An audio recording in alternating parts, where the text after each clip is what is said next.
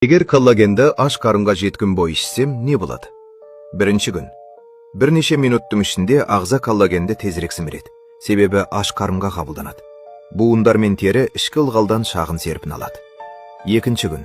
Терім сәл жұмсара бастайды. Коллаген тіндерде суды ұстап, таңертең бет әлпетің азырақ шаршаңқы көрінеді. Үш күн.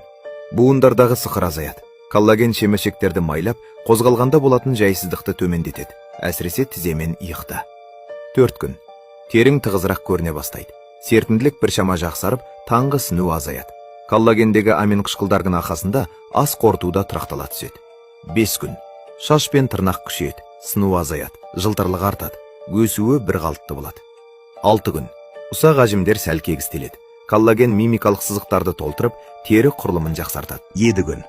Терің жарқырай түседі, ал буындарым жеңіл сезіледі. Тынысың ашылып, қимылың еркіндейді. Бетің сау әрі сергек көрінеді.